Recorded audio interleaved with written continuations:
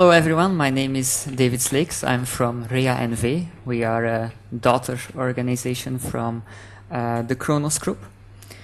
We have been around since 2001, where we have been ever since very actively into the Microsoft technology. We started with .NET technology when it was still next generation's Windows services.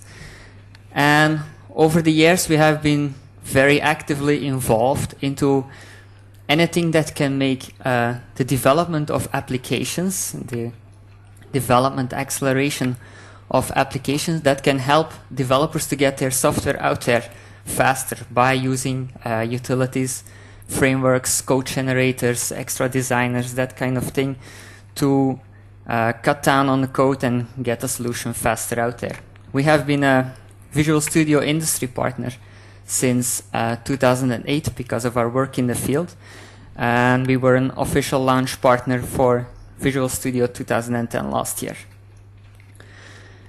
Our main product that I want to put in focus today is called Vidiano, and Vidiano has been around for a while now. It has been on the market since 2008, and it was originally intended as a product for making applications that want to take advantage of the Windows Presentation Foundation, of making that easier to build. Back in 2008, only a handful of people heard about MVVM.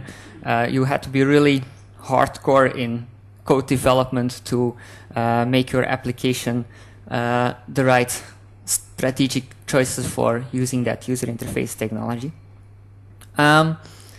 But of course, over the years, we have done research in all other areas, like building security, scalability, maintainability of applications that developers are creating.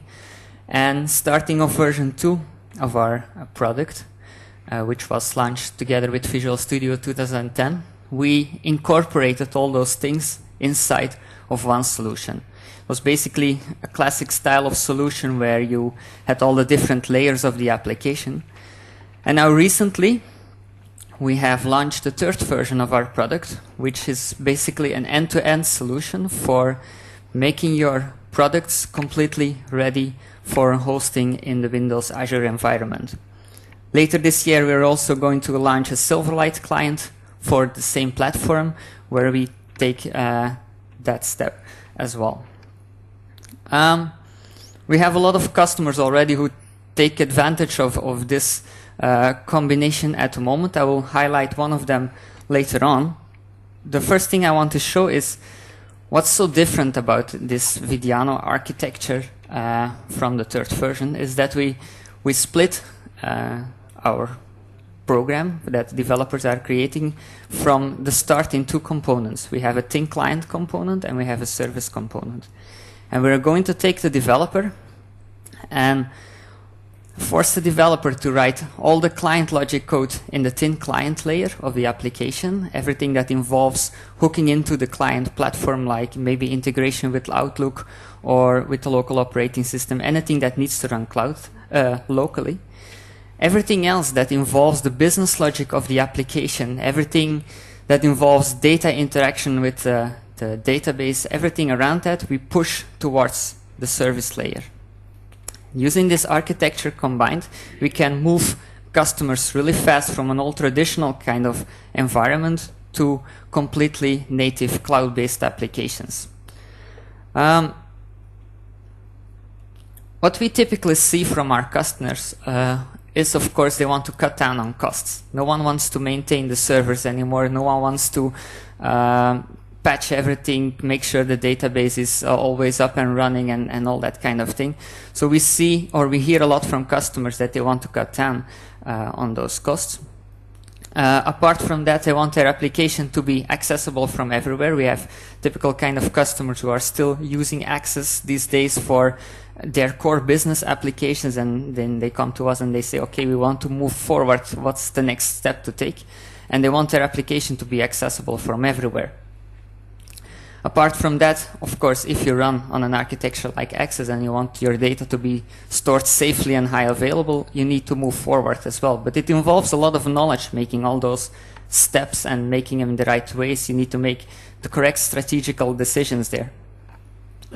And of course, scalability is also a need that we see a lot from our customers. We have customers who have programs that need a lot more resources, for instance, at the end of the month for invoice calculations and that kind of thing, where they want to have the option of adding extra additional resources to their service side of the application.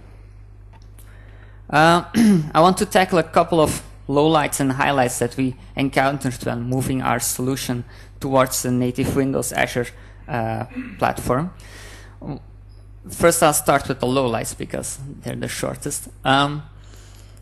Debugging of errors can be tricky. And we need to be honest with that. We are in a completely different environment, and when something goes wrong, it can be a bit tricky to see where it goes wrong. For instance, you're pushing your service in the cloud, the service doesn't want to start, the role says I'm keep being initiating, all that kind of thing can be a bit tricky. There's a lot of innovation already done ever since we moved our application to the cloud, like remote desktop that we have since 1.4, I think. But in the beginning, it was a bit tricky. Another thing is that we have less features for SQL Azure than we have for a full SQL server, so we need to do a bit of work around that as well. And backup and restore scenarios that I want to highlight here. There is help on the way for making that kind of thing better in future versions, but it still needs a bit of work.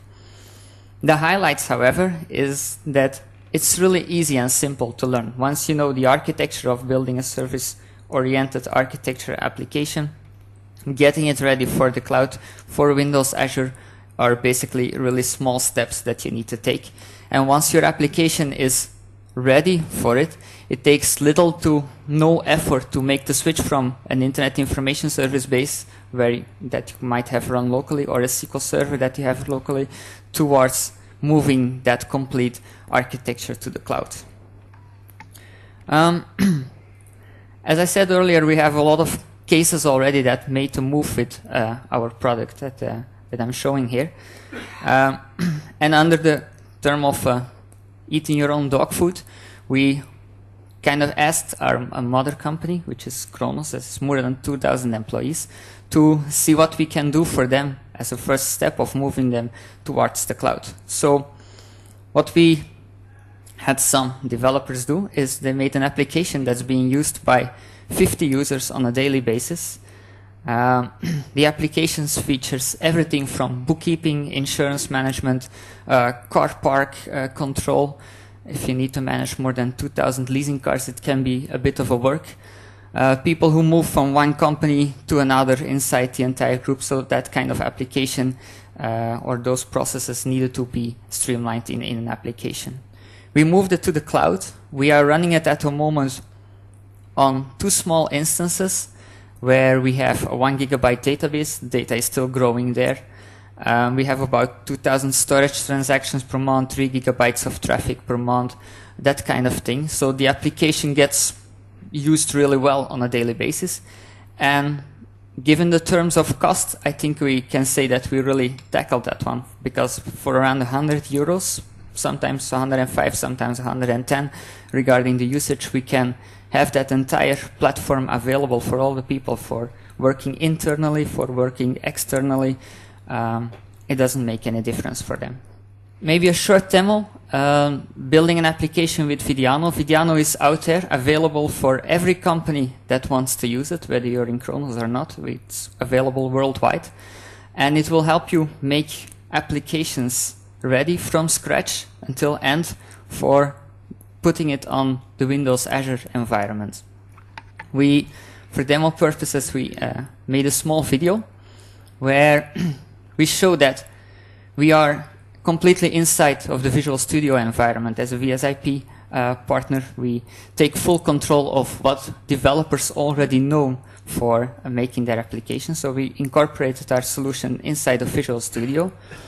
So developers can just make a new project like they make any other project. They make a Vidiano application. They give the application a name. And we guide the developer with a set of wizards to make their application ready. So the first step is they need to give their application a title and they need to secure it from the start. I'm going to show that here. So we are naming the application AdventureWorks because it's on the AdventureWorks database. I'm giving it a password there. We're browsing to our SQL Server environment. So we start from a data model that we already have. Most companies already have their data model running on SQL Server. We can also connect directly to Windows Azure. That's what you would do if you would build the application from day one onto the cloud. Moving all of your SQL statements over the line one by one.